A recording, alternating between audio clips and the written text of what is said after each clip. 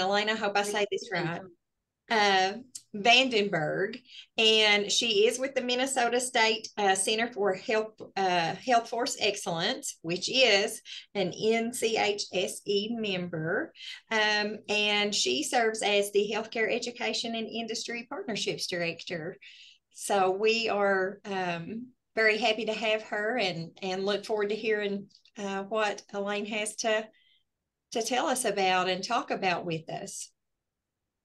Thank you, Chandra, and thank you, Nancy and Lissa, and thank you to the NCHSE. And thanks to all of you for having me here and for taking time out of your busy afternoons and evenings to talk about this very important topic. As was mentioned, my name is Elaine Vandenburgh. Here's my full title. I'm the Healthcare Education and Industry Partnerships Director for Minnesota State HealthForce Center of Excellence. Blah, that's a mouthful. But in short, I work with healthcare employers. I also work with one of our many colleges and public colleges and universities within Minnesota. A lot of the projects that I work on are pre-nursing, so nursing assistant, medication aid, and what is becoming really popular, mental health first aid. I am also a mental health first aid trainer. I'll talk a little bit more about that in a little bit. I lead classes along with several of my colleagues across Minnesota State. I'm also a coach and a yoga instructor. So I'm excited to be here in this Zoom land, in your Zoom land, wherever you're logging in from today. I'm logging in from Columbia Heights, Minnesota, where it is unseasonably warm. So although I like the warm temperatures to take my dog out, it is a little odd for January, but we'll take what we can get. Here are today's objectives. You probably read these when we signed up. Talk about how mental health impacts, talk about the prevalence and the impact of mental health and substance use challenge. Talk about person first language and how it really reduces stigma. And then we're going to have an activity. So later on, I'm going to be looking for some volunteers, and then and information on how your organization can become part of the mental health first aid movement. Here's how we're going to tackle this. I want to get to know you all a little bit more. I also have a little bit more to share about my journey. Provide an overview of mental health first aid. Some of you may have heard about the training. Some of you, it might be new, and that's okay. You're in the right place. We have that activity that I talked about. We are going to share some resources and then talk about takeaways, questions, and next steps. So I think the time will go by pretty fast. I think we're going to have fun. And I love the participation. So please ask your questions in the chat. If I don't get to them right away, we can get to them at the end. A little bit of background about my story. So I work in higher education. I don't work directly with students anymore, although I missed that part. Well, I shouldn't say that. My full-time job, I don't work directly with students. I do teach an online yoga class. You know how college students have to get their FIAD credits. So I teach an online yoga class for college students. But back in 2018, I took mental health first aid training. And within a matter of 2 months, I responded to 3 mental health crises on my campus. And up until that point, I maybe only responded to 3 total with my 10 years of higher education experience. So I thought to myself, is this just a coincidence that I took this training? Or did this training give me the tools to be able to see some of the red flags that I maybe didn't see before? And did this training give me the tools to be able to reach out and offer my mental health first aid skills if people were open to it? What do you all think? Was that a coincidence? Probably not. Probably not, right? The other thing that I think is interesting is just show of hands, whether you want to put in the chat or whether you want to use your emotions or not your emotions, what are they called? Your reactions button. How many people have their CPR certification or have had it at some point in their career? Seeing lots of thumbs up. Thank you. I could see Catherine has a thumbs up. Emily, you too? Yep. Okay, cool. Some people in the chat. So I would say most, if not most of the people on this call, and maybe I missed some folks, most people do especially if you're talking to healthcare educators. Most people in healthcare do say yes to that question. But here's the next question that I have for you all is how many people have had training on how to recognize and respond to early signs and symptoms, worsening signs and symptoms, and mental health crises? Have you had training in those areas? Seeing some hands, great. One thing that I'll note too is, especially when I go out into the hospitals and clinics and I ask this question, whether it's administrative staff or someone who's working in direct patient care, a lot of people say, yes, of course we've had CPR. Like you walked into a clinic, don't you know that? And then, but when I ask the question of, raise your hand if you had training in mental health crises, and the response is much lower. And the question that I'd like to pose to all of you is, what would our communities, what would our schools look like if the same number of people who raised their hand for having CPR training also raised their hands for having a mental health first aid or something equivalent, something equally as life-saving and probably, and I think more statistically likely to happen in someone's professional career, or someone's going to come across that in their professional career. So as I mentioned, I'm also a yoga instructor. So that was kind of puzzling to me. I've had to take CPR several times, but not once did I take a training on how to respond to when someone had disclosed thoughts of suicide, or when I had a student, for example, who maybe had shared maybe engaging in non-suicidal self-injury. And so what would that, just like take a moment and just say, what would that world look like if mental health first aid was as common as CPR? How would our communities be different? How would we treat each other as colleagues, our neighbors? How would we, treat our own mental health? To me, that is the vision that really inspires me to do this work in mental health first aid. So that's just a little bit about me. Once I took the training, they were in 2018. It was I realized such lifelong skills that I took the training again and again and again, and eventually I became a trainer in 2020. And let me tell you that these skills were so great to have when I was teaching online in 2020 for college students, and I would imagine also for high school students. We have since, as Minnesota State colleges and university have trained thousands of people in mental health first aid, including our own students, our faculty, our staff. Our high school partners, not all of our high school partners, but we've trained entire school districts. We've trained for people in senior care and hospital settings.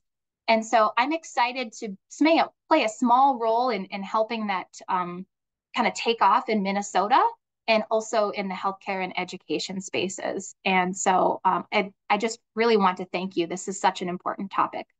A quick disclaimer, this session that you're in is an intro session.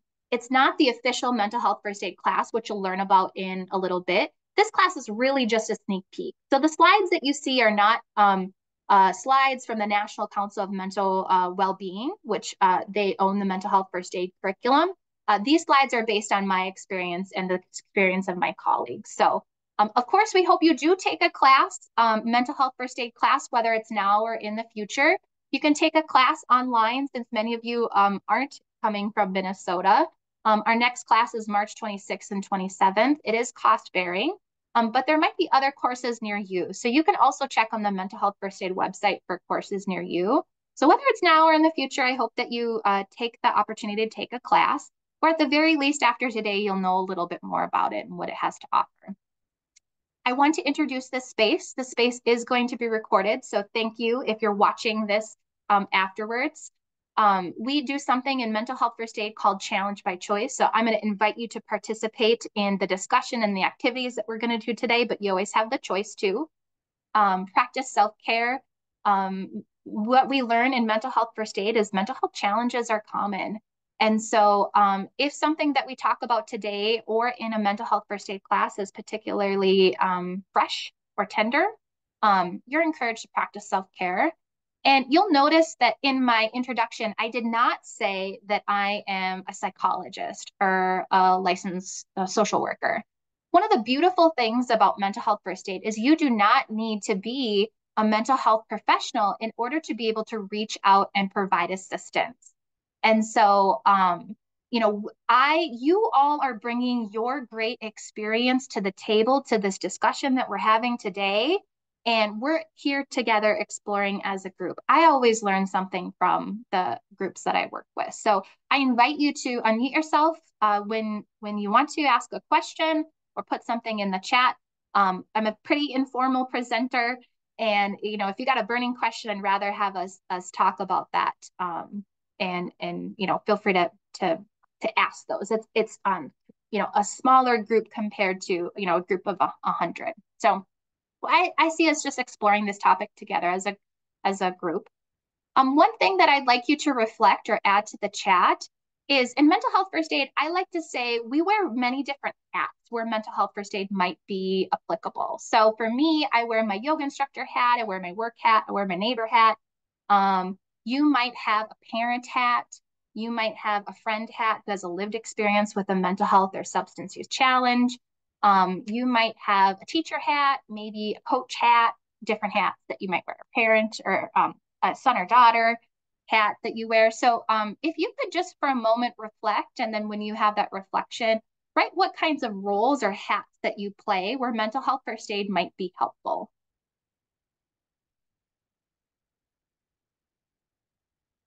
Maybe you're a leader in your faith community. Yep, good. Yep, perfect, Catherine. Yeah, parent and EMS, I see in the chat.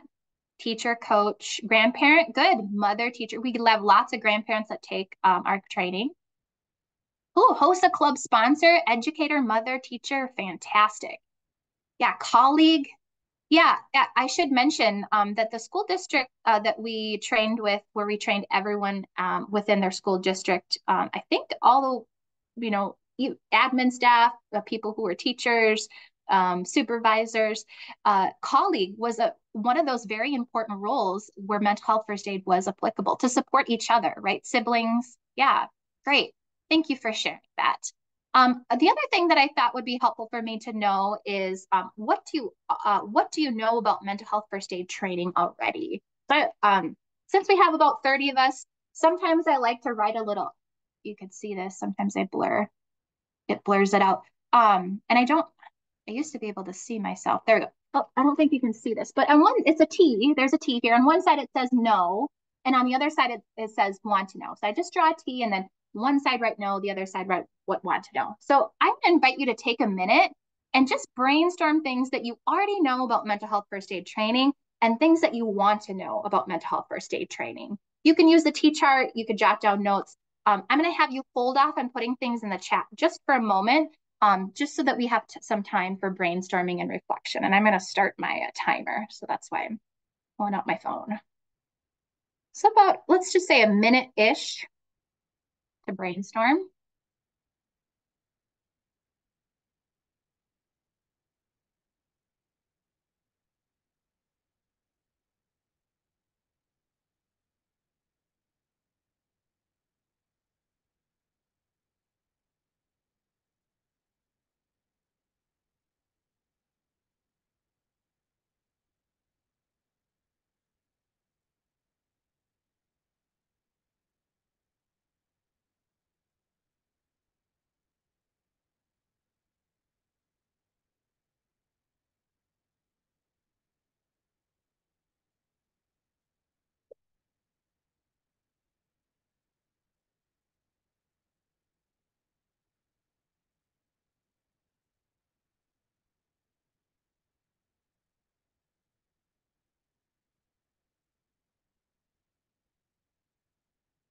All right.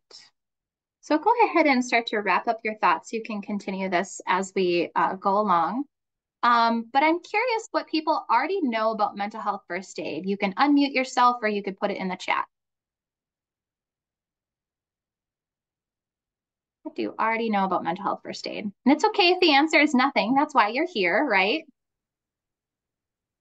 I feel like I have the preconceived notion that mental health first aid is all about de-escalation and crisis intervention, almost a reactive aspect. What I'd really like to know about it is, how do you prevent a situation from escalating, or how do you prevent or ward off a crisis? So more Yeah. proactive versus a reactive approach to mental health crises. Thank you, David. I made note of that. We'll cover that. Good. Let's see here. There's a couple people who have hands up. Wendy or Lisa, I don't know who was first.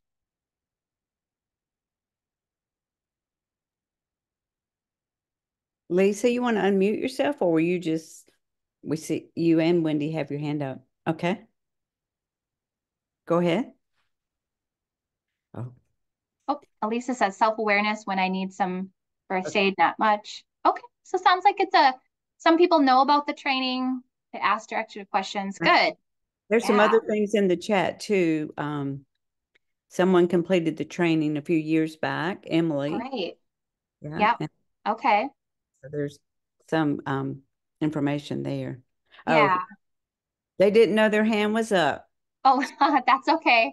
I think Nancy, you as the host can lower them. I tried to, but I think I'm don't have that disc, or Not people that can do that themselves. powerful. Okay. Thank you. Thank you. And what do you want to know about mental health first aid? So sounds like some people have taken the training. Some people are pretty new, kind of in between. What do you want to know? What do you really hope? Like, if Elaine doesn't cover this today, I'm going to consider this a waste of my time. So David shared a little bit about what he was hoping to learn more about. I know for me, one thing I'm already a first responder at the school along with my coworker that's a nurse, and she often pulls that line of I don't want to help because I don't know where to stop that nursing. How do we Mm-hmm. talk with our coworkers about getting this more of a positive side that we need this? I know I have issues with guidance counselors saying this isn't my job. So Mm-hmm. how can we promote this a little bit better within our own region? Yeah, thank you. I'm taking notes if you see the top of my head. That's why. Good. Thanks, Catherine. When to utilize emergency services when someone is in crisis, best way to handle situations, preventions, it's good in warning signs. Yeah, how can you help someone without? I see a lot of questions about where are the boundaries of my role and where did someone else's role starts? How far do I get involved? I can imagine that that is a reoccurring theme, particularly for educators and teachers of K-12, high school, or even, college or adult learners as well. Good. Great. Well, feel free to keep putting stuff in the chat, and we'll boogie a little bit. So I always like to start out with what is mental health. And in mental health first aid, we always talk about how mental health and physical health are both health, right? And just like your physical health, so we're going to use this parallel because we are used to talking about our physical health, right, a lot. But this is not something we're used to talking about our mental health as much. And so I like to describe it as a continuum that ranges from poor mental health to optimal. And that could change based on the day, the season of life, different things. And where I define, or where one might define where they're on that continuum, is their mental function. Can they concentrate? Can they be productive at school or work? Are they able to have fulfilling relationships? And can they adapt to the daily stressors of life? And so just like physical health, mental health can change, right? And also just like physical health, you can get better from mental health challenges and feeling like you're on one end of the continuum. In mental health first language, one of the things that we talk about is person first language. Unfortunately, there's a lot of stigma surrounding mental health challenges and reaching out for help. And one of the reasons why people don't reach out for help is because there's a lot of stigma still around reaching out for help and having a mental health challenge. But the more we reduce the stigma, the less stigma that there is, the more likely that people are to reach out and get the help that they deserve. And to David's point earlier, this part, reducing that stigma, can really help kind of a community. When I see a community take mental health first aid, I see less kind of early intervention and less, I'm sorry, I should say more early intervention and less crisis situations. It takes practice and it takes time to get there. But mental health first aid creates a kind of a baseline mental health literacy, which the community can start from in terms of their conversations. And person-first language is a big part of that. So this is language that honors a person's individuality and humanity.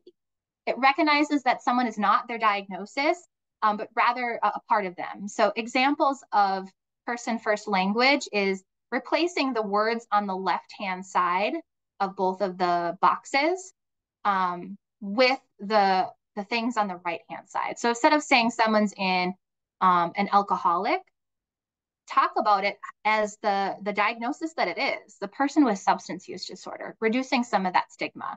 Instead of someone calling someone an addict, a person who's in recovery, you know, not labeling someone and really using this person-first language.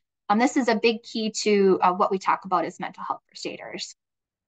We also learned that mental health challenges are common. If you can't read the screen, it says 1 in 5 U.S. adults experience mental illness each year. Does that seem high or low to you? What do you think? Let me know in the chat. Or does that seem about right? Seems high, seems low. Yeah, it's tricky, right? Because this statistic was actually taken right before the pandemic. And so a lot of times people say this number seems a little bit low. But I think it just kind of depends. I mean, the good news is not the good news, but the interesting, I think, part about this is the next statistic that I'll show you on the next slide. So this says 1 in 5 U.S. adults experience a mental illness each year. This next slide says in the United States, almost half of adults will experience a mental illness during their lifetime. So we even learn it's even more common. And what we learn from these two statistics juxtaposed together is that recovery is possible. So recovery from a mental health illness, just like a recovery from a physical illness, is possible. And evidence of that is these two juxtaposed together, but also in the fact that mental health first aid is rooted in evidence. So it kind of reduces some of the stigma when we know about those things, and it shows that recovery is possible. That's a big value that we as mental health first aiders can instill in the people in our communities and in the work that we do. Here's another interesting statistic. This is probably not surprising, but a majority, 68%, worry that reaching out about a mental health issue could negatively impact their job security. So this tells me that workplaces are a pretty good reflection of maybe other communities or sub-communities within a larger community.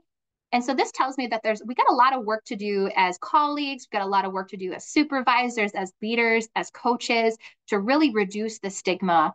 This particular part is about job security, but this still shows that the stigma is there. Depression and anxiety disorders cost the global economy 1 trillion lost productivity each year. Not only is there a moral sense, but there is a business sense to pay attention to the mental health needs of the population that you're working with.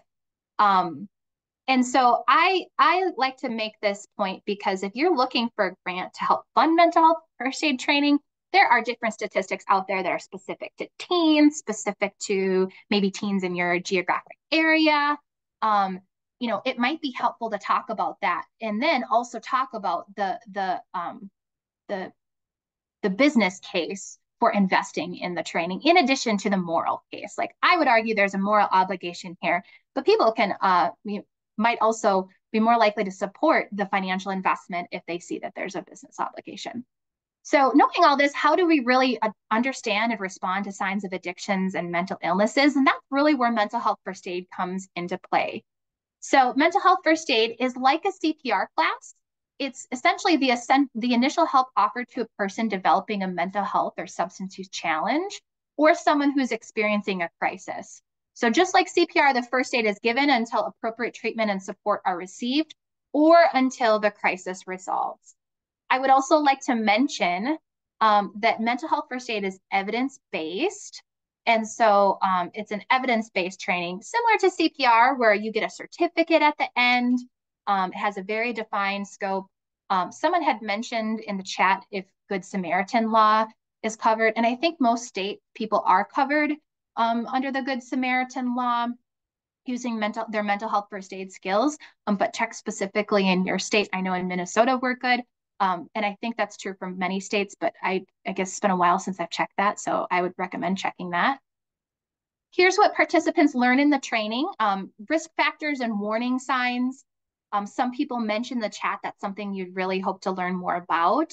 Information on some of the most common mental health challenges, such as depression, anxiety, psychosis, substance use, and trauma. My favorite part of this training is something called the 5-step action plan.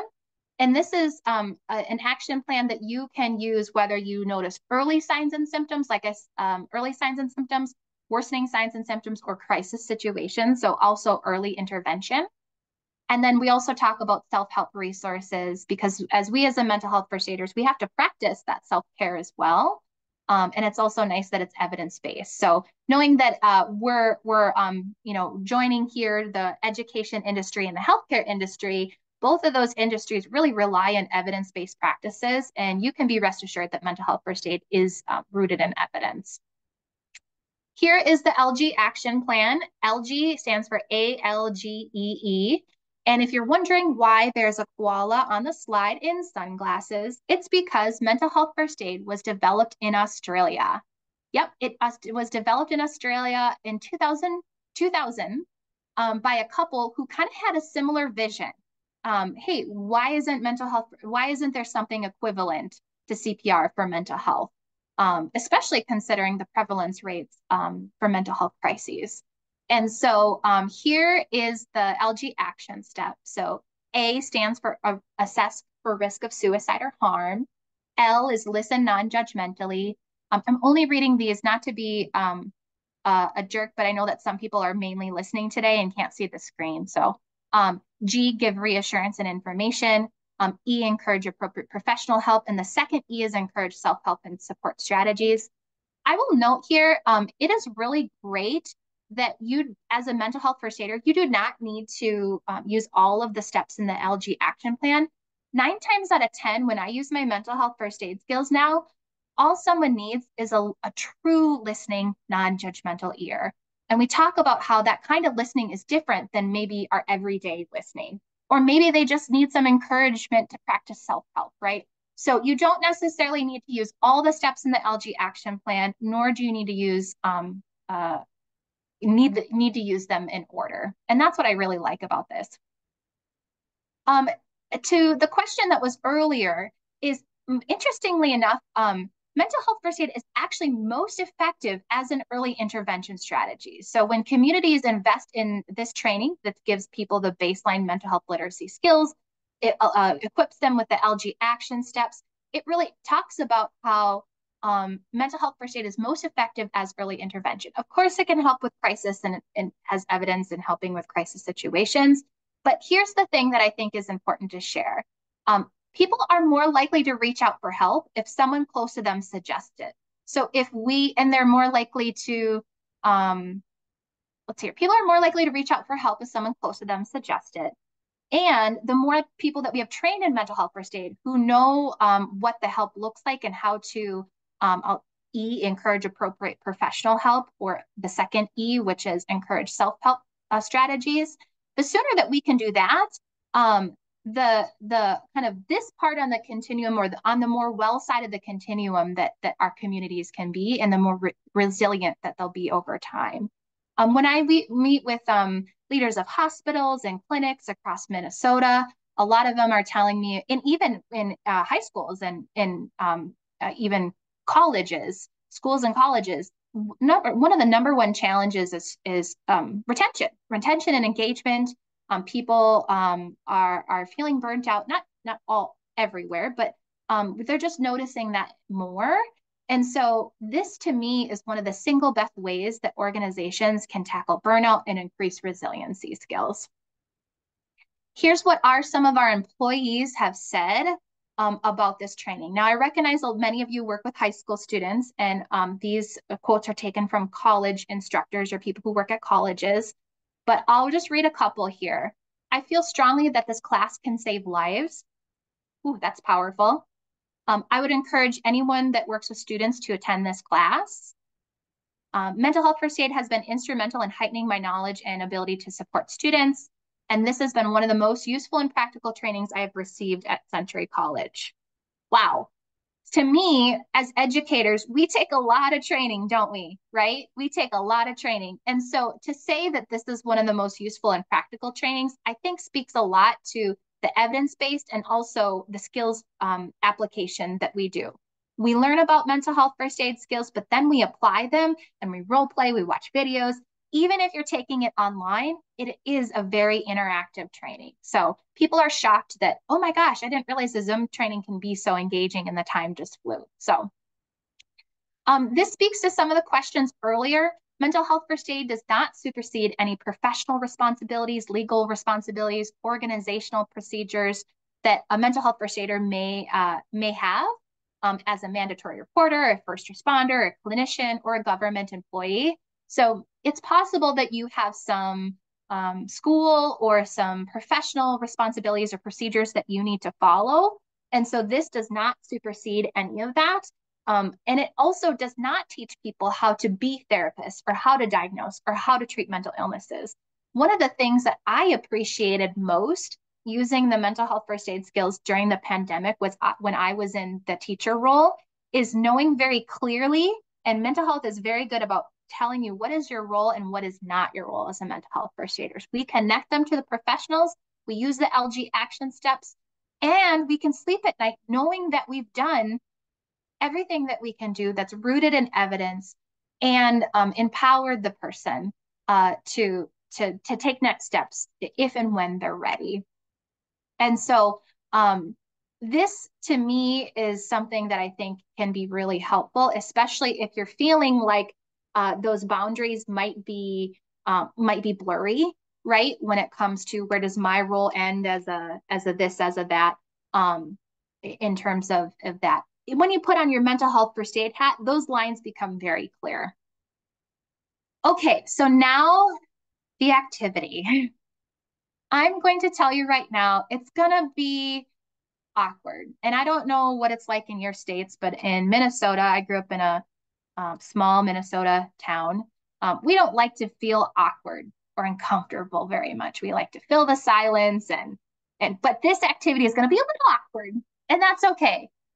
So I need two brave volunteers who are willing to read a slide with conversation starters. So I'm going to talk about something that I'm a fake scenario about something that I'm struggling with. And then there's going to be 2 rounds. My 2 volunteers are going to read sentence starters, and they're going to finish the sentences in their own words and then respond to me. So 2 volunteers. I'll even show you the slides. So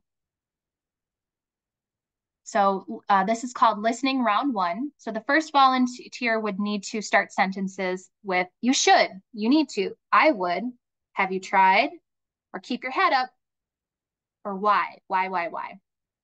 May I have 2 volunteers who are willing to unmute themselves? I could do it. Thank you, Catherine. Thank you. May I have one more volunteer?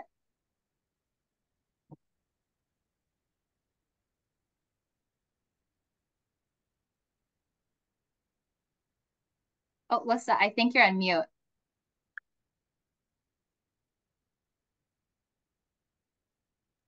Okay. If nobody wants to volunteer, I guess I can. Okay. All right. Thank you, Lisa. Thank you, Catherine.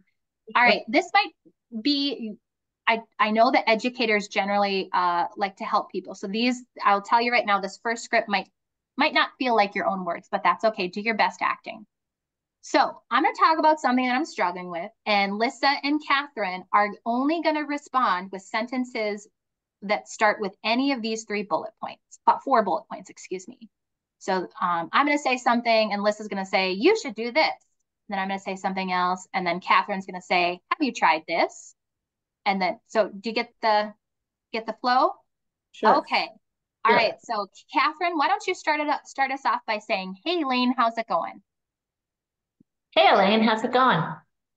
Oh, Catherine, I am not getting good sleep. I feel like a zombie. Well, you should just try to have some chamomile tea and read a boring book before you go to bed. It works for me. Mm. Yeah, I know about chamomile tea and books. Thank you. I once tried to have started taking magnesium, and that has really helped. I read about it on TikTok. Mm. Yeah, that hasn't worked for me either. Well, Elaine, keep your head up. You should be grateful. You may have a hard time sleeping at night, but at least you have a job that you can get up and have a good job to go to in the morning. It could always be worse. Mm. Lisa?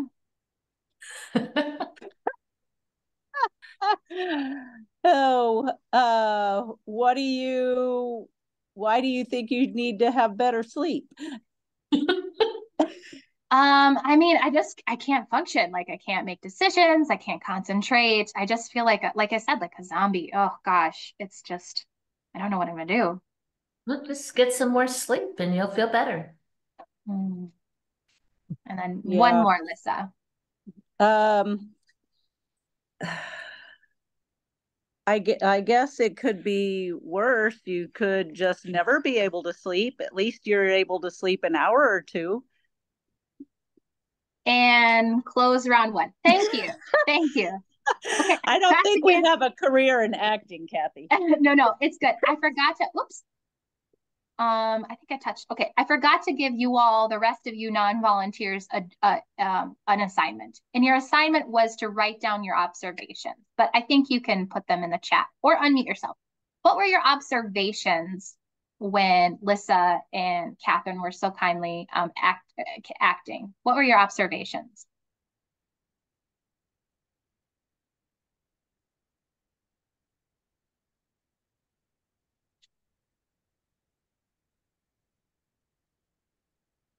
Chandra, you unmuted your video, so I'm calling you.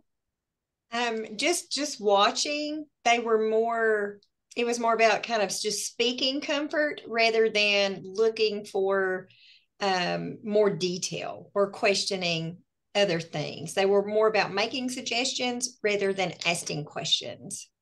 Ooh, yes, yes. And Chandra, what is the sub message inside of making the suggestions? That to me is okay, I'm sorry about that, but let's move on. It's not important. Yeah, it's not important. And you can't, I'm making suggestion because you can't figure it out on your own, right? Potentially. Yeah, yeah. Or it's not important. Good. Some good stuff in the chat. So it didn't seem like a real issue to them. It was difficult not to give advice. Felt like they were minimizing the struggle. Did not have any real sustainable answers. No one asked what you felt like you needed. Didn't seem a priority. Yeah. Luckily, this is no longer a real struggle for me, but this absolutely was for a long period in the last 5 years. And let me tell you this, people love to give advice about sleep, right? People that I know that I'm a yoga instructor, know that I work in healthcare and education. I know this stuff, right? And so sometimes when people would say, oh, have you tried yoga before bed? I'm like, I'm a yoga instructor, like, come on. And so even my well-intended community and those that love me, I always didn't know what to say. They didn't know what to say, right? I think how many of you are a fixer? How many of you like to fix? Right? Is that what's going on here? Okay, let's look back at that slide for a hot second. Okay, bullet one. You need to, I would. How many of you should on yourselves during the pandemic? Oh, I should be doing something productive. Everyone's doing something productive, but all I'm doing is eating cookie dough and watching Netflix. I should be doing this, right? Or whatever you're doing to cope, right? But we should on each other a lot. We should on ourselves just as much. And so be careful of the shoulds. Use them sparingly, right? if you're wearing a mental health first aid hat, or a hat that wants to convey the open listening, you need to, I would. That's a very judgmental statement, right? It doesn't necessarily mean you can't ever say you need to, I would. It just means when someone's finally opening up about something that they're struggling with, this is maybe a time to take some of those, take off that fixer hat and put on our listening non-judgmental hat. Have you tried this? Have you tried this? I have some friends who have been diagnosed with cancer, and let me tell you, they have told me that everyone loves to give suggestions when it comes to different, cancer treatments or nausea for the chemo or different things like that. So if the purpose of listening when we learn in mental health first aid is to feel seen, heard, and understood, right? And from what I read in the chat, it doesn't sound like a lot of that has happened. You both did a great job of you should be grateful. At least you have this. It could be worse. Oh my gosh, this is not the sympathy Olympics, right? We're all allowed our space to process things and to have our true experience. And then the whys. Whys aren't always bad, and none of these things are always bad. These are just things that I found when I took the training that I said a lot. Okay, let's try a round 2 here. So same, if you could please be my same volunteers, Catherine and Lissa. And we're going to try the same conversation, but now you can start sentences that say, I see, I hear you, that's understandable, tell me more. Or reflective statements as I hear you saying this, does that sound? Or asking deeper questions like, how does that make you feel? What have you tried so far? What do you think you're going to do next? So let's take a quick moment to do round 2. And Catherine, start us off by saying, hey, Elaine, how's it going? Hey, Elaine, how's it going? Oh, Catherine, I just am not getting any sleep lately. I feel like a zombie. I hear you. That's understandable. Not getting sleep, you feel like a zombie. Wow. Thank you. Lissa? So I hear you saying that you're not getting enough sleep. Is that right? Yeah. Yeah. It sounds like you're frustrated. Super frustrated. I mean, I can get to sleep, but I can't stay asleep. So that just is really difficult. What have you tried so far? Oh, Catherine, good question. I tried chamomile tea. I tried melatonin, magnesium, hot baths. I tried yoga. I tried not eating. I tried giving up caffeine. I feel like I've tried everything that you can think of. Not putting my phone away, reading a boring book, everything. So how does that make you feel that nothing has been able to work for you? Oh, gosh, I feel like I don't really know what to do next. Like I feel kind of alone. I get that all the time. So it would be hard to come up with what your next plan is going to be I don't think that would be the right thing to say. No, Never mind. No, keep saying it. No, actually, I think I know where you're going, and I think it's an okay thing. The last bullet point. Yeah, that's what I was thinking. I'm wondering, like, it sounds like you've done a lot of the common things to help with sleep. Do you have a plan for what you could do next? Thank you. I think I'm going to talk to my doctor because I feel like I've tried everything that I can do. So I feel like maybe it's a medical thing, right? Give me one more and then we'll end. Well, that sounds like a good plan. I hope that works. Thank you. And end. Yay. Yay! I bet that felt a lot more natural for you both. One of the things I want to mention here is how much more information did you get out of me? That was about the same time, by the way, for the conversation. How much more information did Lissa and Catherine get out of me round 2? They learned about way more things that I tried on my own. They uncovered a lot more deep feelings, right? if you think about airtime, I had a little bit more airtime than they did, which is okay in these kinds of conversations. So when I first took, actually, let's break down these real quick. So when we take mental health first aid, you really learn about listening and listening in a non-judgmental space. And so what I've learned is I've learned to take these statements and replace them with some more of these when I'm putting on my listening non-judgmental hat, which is applicable in many situations. Asking the deeper questions. Another question that I love is, how long have you been struggling with sleep? Or how long, like some sort of how long question to really kind of help people kind of assess, like, is this just like a 2-day thing, or is this like a 3-year thing? Because that is going to determine, the rest of your LG action steps that you take as a mental health first aider.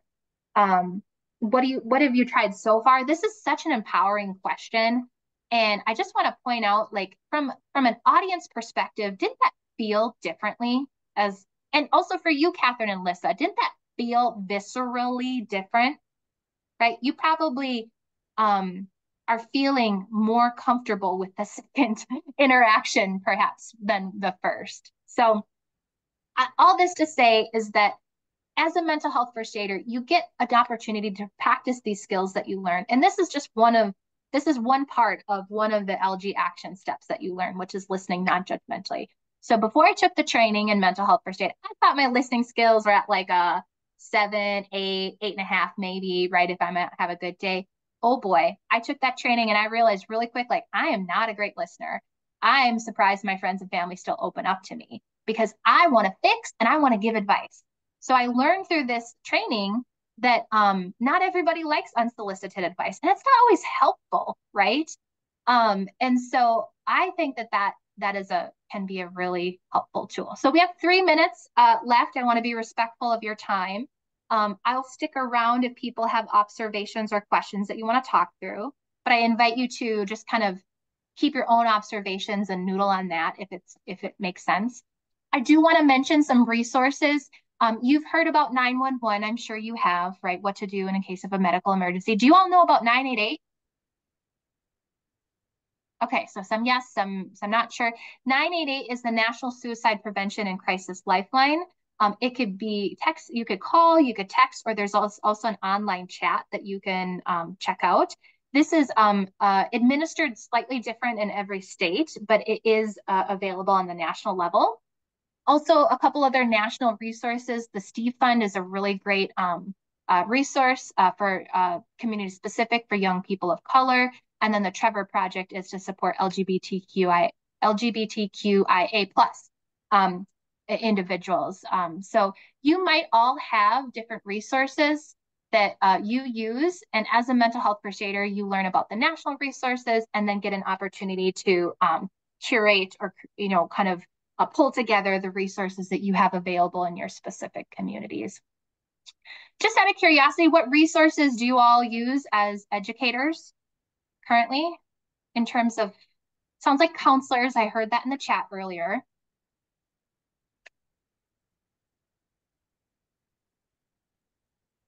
There's other great resources. Please put them in the chat and then we can share out when I send out that email that you use, whether it's community specific. Okay, yeah, these are really great ones to start with. Sometimes instead of having someone call 988 directly, I call 988 and say, gosh, I'm in this sticky situation. I don't know how to approach it. I want a second opinion. So you can also call 988 if you're not sure what to do.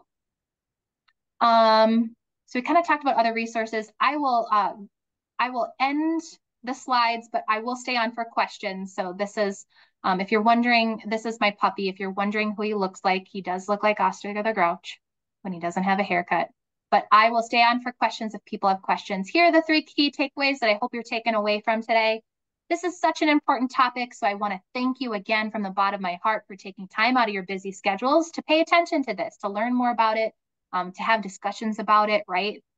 There's so much more to learn about mental health and challenges. This is just surface. Mental health first aid provides a really great foundational level to build from and to grow.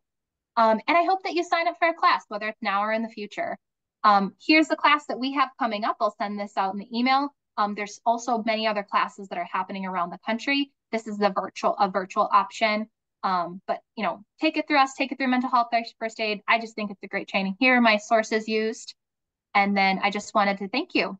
So I will stop sharing. And then I don't know, Nancy and Condra and Liz, if you want to allow time for questions, I'm happy to stay on, but we are 1 minute to 4 or 5 if you're in Eastern time.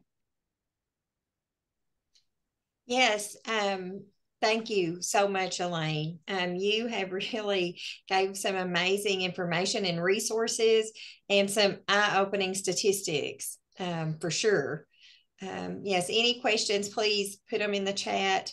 I do want to invite you guys back next week. The 7th, February 7th is our next Wednesday webinar. And that will be to discuss farm tech education. So please join us then.